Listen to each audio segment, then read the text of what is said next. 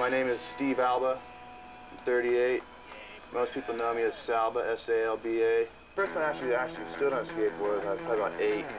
I really didn't get into it until I was like 6th grade, going into 7th grade, when I really started getting into it. So I was probably about 11, 12. I mean, at that point, there was no errors. It was just kick turns, front side, back side, and carving. That was about it.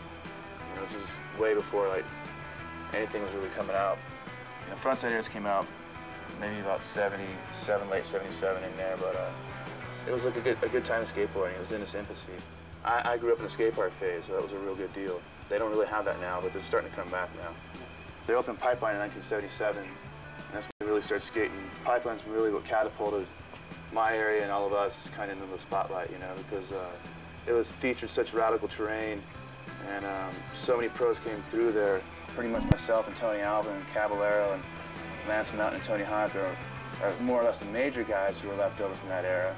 But Stevie and Tony were even a little later than us, you know, so definitely Tony Alba was the guy, for sure, who was there first, put it all on the map for people like me and, you know, all my other friends. But I was right there behind him, you know, not, you know, a year or two, so I could definitely say, you know, I put my part in, and whether you like it or not, you know, I can't help that I was there and can't help what I did. And, you know, I just do what I do, and I just like to skate pools. That's about it, you know.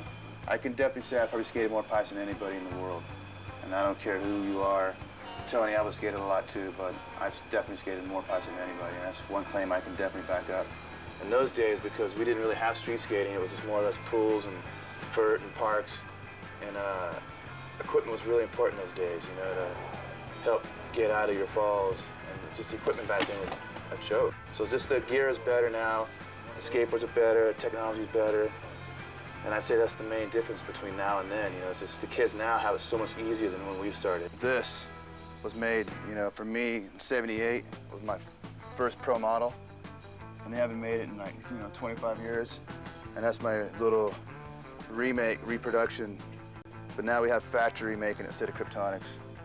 I'm really psyched on this board. I got this board back from my old girlfriend I haven't seen since high school. I left it at her house since 1978.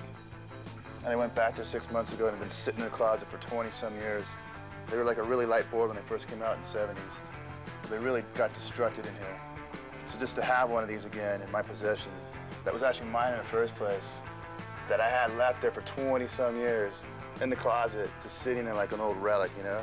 Just the way I set it up with the original stickers, the blocks so I wouldn't script the tail, the Grindmaster devices, the old original Kryptonics bushings. It's pretty cool. When you do a standard grind, I can say I was pretty much one of the first guys to do that. And, you know, I made up 360 rock and rolls. I made up shuffle rock and rolls, and just various slides and like frontside air to revert kind of combinations, like vert, revert, things like that. So I mean, nothing really major on, you know, compared to what people do nowadays.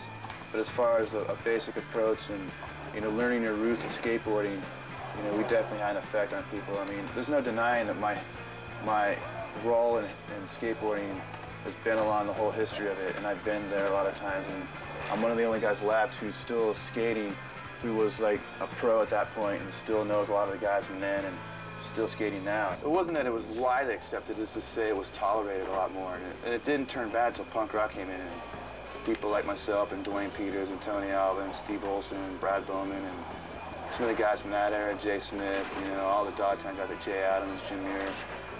I don't want to take credit and say we destroyed skateboarding, but we definitely were skating in the punk rock, and from that we put punk rock into skating, and that's what scared a lot of people at that point. I've been chased by police helicopters, you know, for skating pools and stuff like that. So it's just, it all depends, you know. A lot of the kids are starting to realize that things have come full circle, and they're starting to, you know, have a little bit more respect for everybody's little choice of what they want to do, whether you're a street skater, a vert skater, a pool skater, a pipe skater, a bank skater, you know, whatever.